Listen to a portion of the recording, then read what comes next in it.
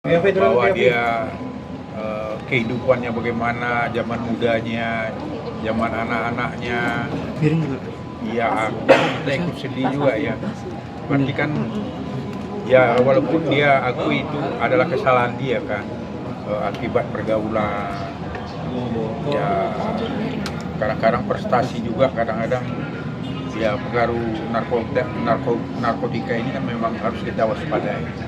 Kalau saya menengok dari riwayatnya Amar tadi, ya ini tidak lepas juga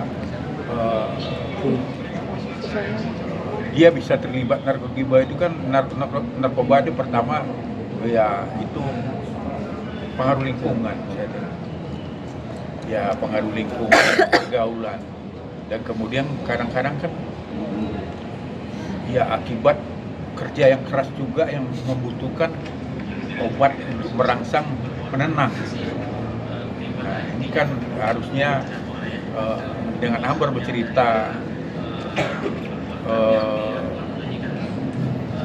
kisahnya ini bisa jadi pedoman bagi para artis ya, segera benar-benar bekerja gitu. Dan kalau kita lihat dari 4 kali perkara Amar ini kami tangani, ya kan kebanyakan asesmen itu kan sulit ya. Akhirnya kan banyak ada isu seolah-olah kalau asesmen itu bayar. Jadi hakim sendiri kan pada waktu persidangan kan mengatakan kok asesmen itu kok sulit gitu. Apabila hakim mau melaksanakan bingung untuk melaksanakannya, uangnya nggak ada. Sedangkan pengadilan malah tidak ada dana untuk itu.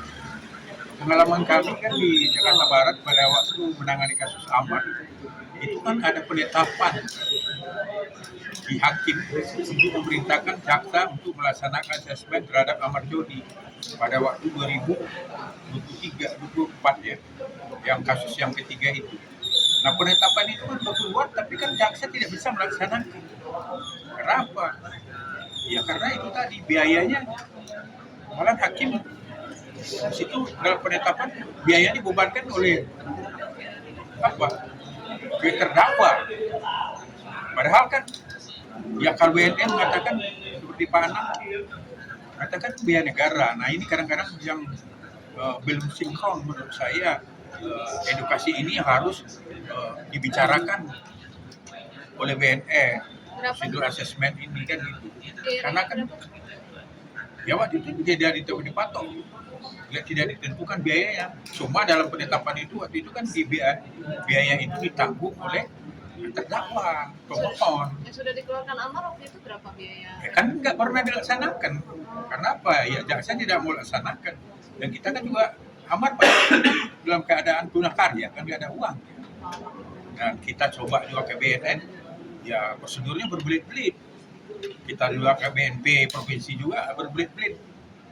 Nah, jadi itu juga yang harus jadi perhatian oleh Pak Presiden Prabowo sebagai kepala negara. Untuk BNN ini edukasi dong. Masyarakat ini bakal orang minta asesmen ini kan bukan orang yang berurusan dengan polisi aja kan. Harusnya orang-orang yang ya ibaratnya yang IPWL yang melapor diri, ya harusnya kan juga segera di asesmen supaya dia diobati. Masalah narkotika ini nggak akan bisa selesai dengan pemenjaraan. Malah kita lihat di persidangan itu kan sangat naik ya, sampai 80% orang di lapas pengakuan dari apa itu terlibat dengan pemakaian narkotika. Ini kan berbahaya negara ini kalau begini. Malah harusnya para narapidana narkotika ini harusnya dapat rehabilitasi yang bisa menyehatkan dia. Ini masuk penjara malah barangnya katanya lebih mudah daripada apa? Pengakuan daripada saksi-saksi mantan napi.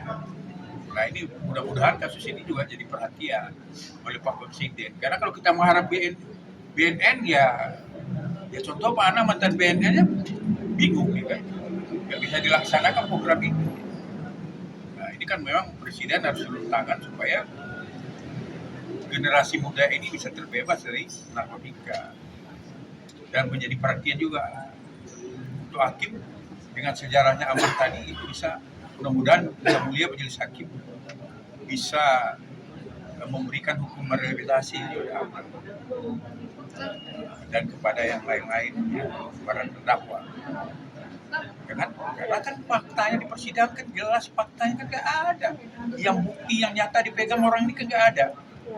Nah ini kan ya mudah-mudahan kasus ini dengan bantuan rekan-rekan media bisa jadi perhatian BNN dan terutama Pak Presiden juga Komisi DPR yang membidangi narkotika ini untuk bisa membuat undang-undang baru kan gitu. Jangan para penyalahguna narkotika ini jangan diobjekkan gitu. Ya kan setiap kasus dibawa karena pidana terus kemana pidana ya, itu kan nama diobjekkan dan diobatin orang dipenjarakan ya penjara ya kalau cerita dari para saksi yang mantan napi ini kan bukan biaya murah, biaya mahal ini kan semua harus pakai duit.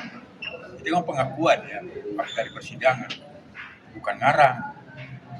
Jadi mudah-mudahan ini dengan adanya media ini mudah-mudahan ini jadi perhatian ya supaya masalah narkotika ini kalau dari cerita Amar sangat membahayakan generasi muda orang apalagi kalangan orang yang bekerja seperti seniman Amar Juni. Kalau kita tengok tadi dalam pledoinya Amar mengatakan sangat rindu sekali sama anaknya.